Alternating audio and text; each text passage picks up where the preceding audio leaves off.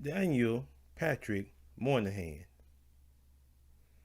Now, I'm sure that if you are familiar with history, especially the presidency of President Lyndon B. Johnson, you are fully aware of who this gentleman is.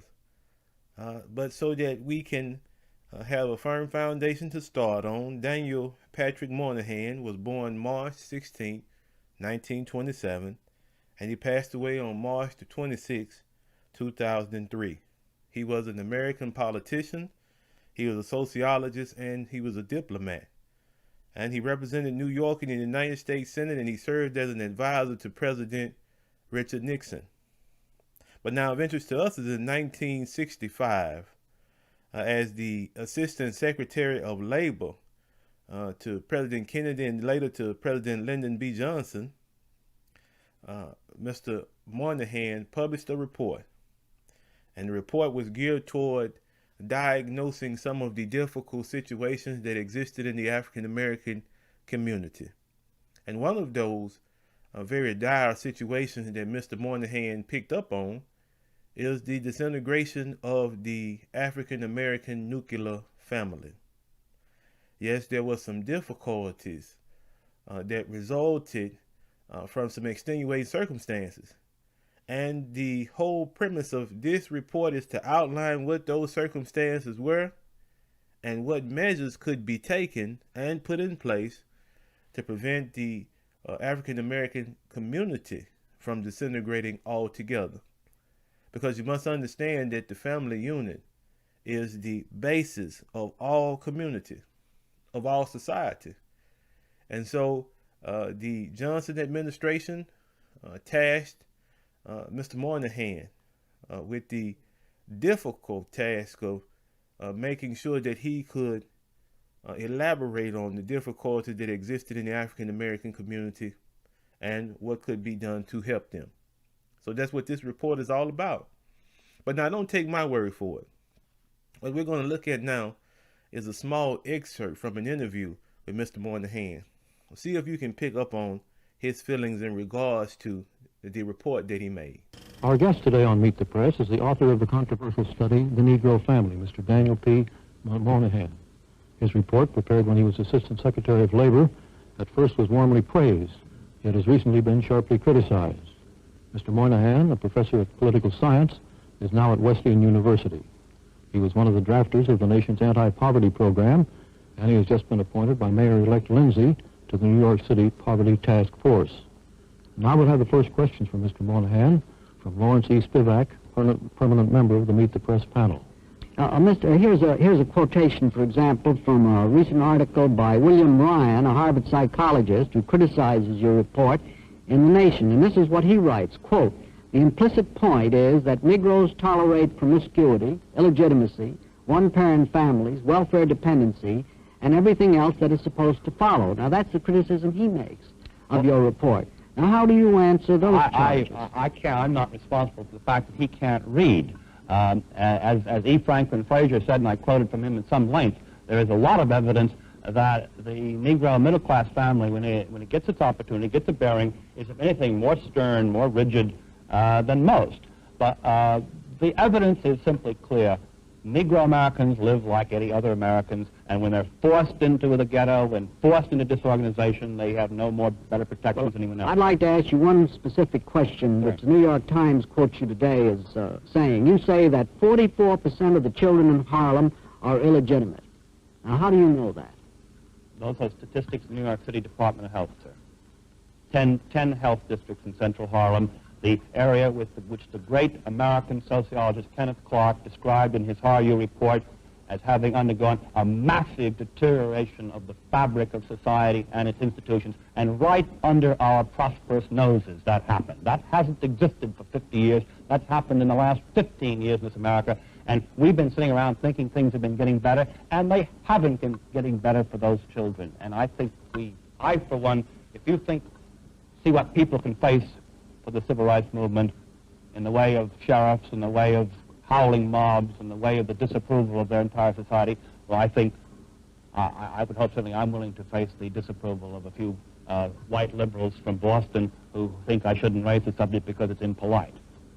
Mr. Novak. Mr. Moynihan, in your report you say, quote, equality of opportunity almost ensures inequality of results, unquote. Are you proposing preferential treatment on the hiring of Negroes? I believe this country owes the American Negro his back wages, yes. Should the federal government support preferential treatment for Negroes then? I believe what President Johnson said in his Howard University speech. You cannot keep a man in chains for 3 centuries, then take the chains off and say suddenly, okay, you're free to run the race of life with anybody else. They have to be made, people have to be given the opportunity to compete with effective resources. And I believe that we should make a special effort. So as you can see from that small snippet of that interview, Mr. Moynihan is very passionate about the report that he made. So much so that he wanted it to be clear that the facts and figures, the data that he presented in the report were factual, and that they lent themselves toward a conclusion where there needed to be some action taken in assistance of the African American community. So we're going to get into the report, and the first thing we're going to consider is the preface of the report. And now the preface is usually just a small synopsis of all of the information that will be supplied in the report, and it kinds of hints at the conclusion that the report will reach.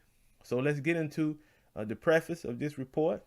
I'm sure that we'll enjoy learning about the Moynihan report and all that it has to offer for us. So let's get into the report. The United States is approaching a new crisis in race relations. In a decade that began with the school desegregation decision of the Supreme Court and ended with the passage of the Civil Rights Act of 1964, the demand of Negro Americans for full recognition of their civil rights was finally met. My fellow Americans, I am about to sign into law the Civil Rights Act of 1964. Its purpose is national, not regional. Its purpose is to promote a more abiding commitment to freedom, a more constant pursuit of justice, and a deeper respect for human dignity. Let us close the springs of racial poison. Let us pray for wise and understanding hearts. Let us lay aside irrelevant differences and make our nation whole. Let us hasten that day when our unmeasured strength and our unbounded spirit will be free to do the great works ordained for this nation by the just and wise God, who is the Father of us all. Thank you and good night. The effort, no matter how savage and brutal, of some state and local governments to thwart the exercise of those rights is doomed. The nation will not put up with it, least of all the Negroes. The present moment will pass. In the meantime, a new period is beginning. In this new period, the expectations of the Negro Americans will go beyond civil rights. Being Americans, they will now expect that in the near future, equal opportunities for them as a group will produce roughly equal results as compared with other groups.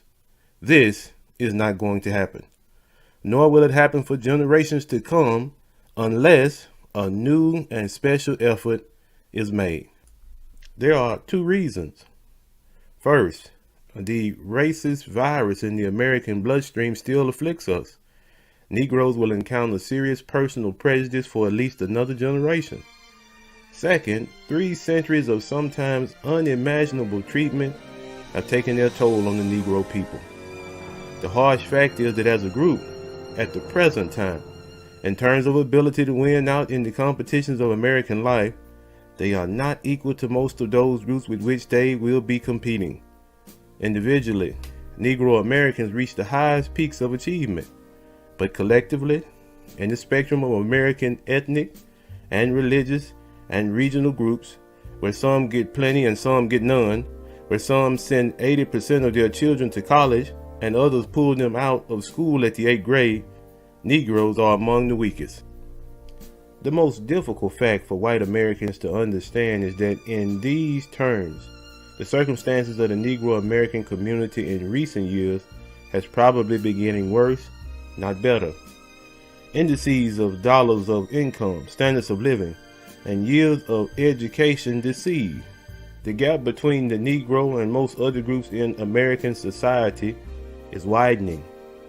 The fundamental problem in which this is most clearly the case is that of family structure. The evidence, not final, but powerfully persuasive, is that the Negro family in the urban ghettos is crumbling. A middle-class group has managed to save itself, but for vast numbers of the unskilled, poorly educated city working class, the fabric of conventional social relationships has all but disintegrated. There are indications that the situation may have been arrested in the past few years, but the general post-war trend is unmistakable. So long as this situation persists, the cycle of poverty and disadvantage will continue to repeat itself. The thesis of this paper is that these events in combination confront the nation with a new kind of problem. The measures that have worked in the past, or would work for most groups in the present, will not work here. A national effort is required that will give a unity of purpose to the many activities of the federal government in this area, directed to a new kind of national goal: the establishment of a stable Negro family structure. This would be a new departure for federal policy, and a difficult one, but it almost certainly offers the only possibility of resolving in our time what is, after all, the nation's oldest and most intransigent, and now its most dangerous social problem.